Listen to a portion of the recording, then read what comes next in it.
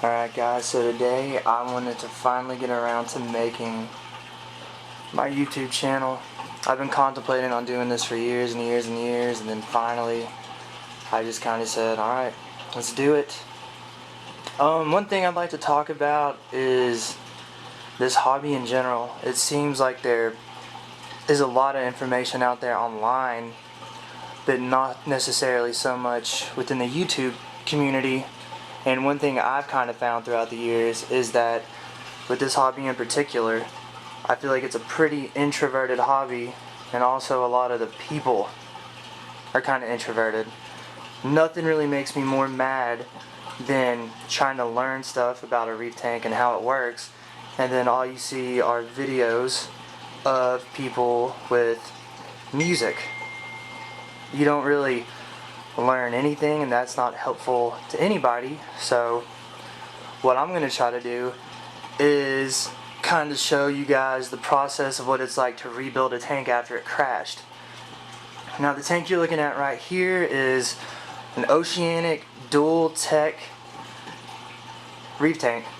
Already drilled, ready to go, everything's good. But what you don't know is that this tank has been up and running now for 3 years, and about a little over a year ago it completely crashed. I lost every single piece of coral in it. I lost all my invertebrates, all my cleanup crew, all the coralline algae. Every single thing got wiped out, which was my fault because I used a product that a lot of people love called Chemi-Clean, and I was negligent and didn't dose it right and overdosed my tank, made my pH swing, wiped out everything. So I know my tank's not a lot to look at now, but at one point in time it was really thriving, really healthy, really looked good. So I'm just going to try to bring you guys along through the process of every single thing that I do from here on out. Guys, this hobby is slow and costs a lot of money. So that's what I'm trying to help everybody here with, is trying to give them good advice where they can actually learn how to do this the right way, and then not have to rely on, forums and Reef Central and everywhere to ask the same question that's been asked a million times, and have people just tell you over and over again, like, oh, what are your water parameters? And then that really seems to get you no answers. So thought I'd show you guys a little quick overview of the tank real quick and what I currently have running on it. Never mind the jellyfish, that's my girlfriend's and she thinks it's cool. But on top we have 2 Kessil A360 WEs. These are the newer ones with a brighter chipset. And then in between that I have an 80 watt T5 fixture to fill in the gaps in between, because I really need another A360, but at $440 a pop, you can imagine that would add up. So right over here, this will pick it up, we have a little Diadem Pseudochromis over here, and then we have my Yellow Tang, my Naso Tang, just picked him up the other day, and my Hippo Tang, which I've had in here over 3 years, and right here my awesome Melnaris wrasse. And then I got my 2 pair of clowns here, and there's a Coral Beauty in here somewhere. But as you can see, guys, the tank is pretty barren at this point. Still got good coralline growing everywhere. There's a Coral Beauty. And all I have in here right now is my green mushroom. That's a pretty new added coral. And then back here is a frag of Xenia I put in here the other day. I don't know if I can get it to focus. There we go. But other than that, it's pretty bare. And then down underneath here we got 2 I can't remember the wattage. They're 5000K CFL bulbs from Lowe's. Just picked these up because I needed new lights. And then down here we got my Fuge, the Eheim Jaeger Beast Heater, best heater I've ever had. Never will buy another one. I've had it over a year and it's never quit. And then I got a small thing of Kato in here I'm starting to grow.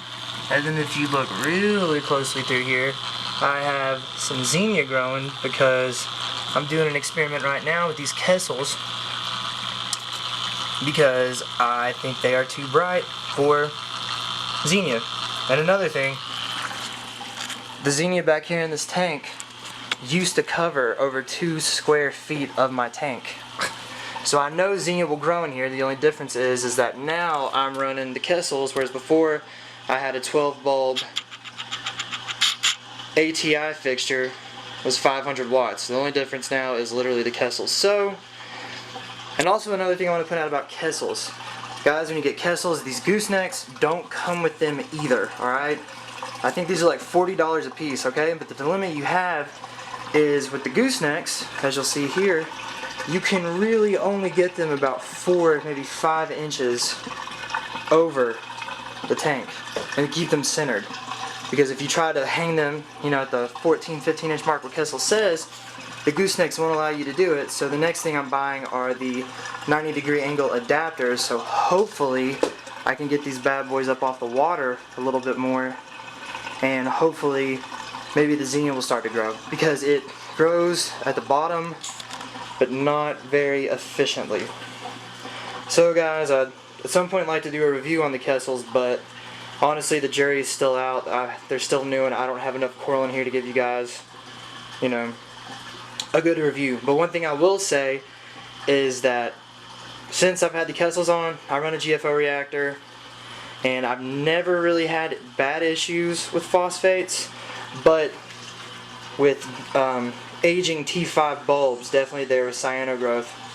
Not bad, but patches in the sand in places. But since I've had the Kessels, and there was about a 3 or 4 month period on this tank where I, you know, just said F it and almost gave up, that even still not doing water changes, being lazy, cyano has never ever popped back up on these rocks ever.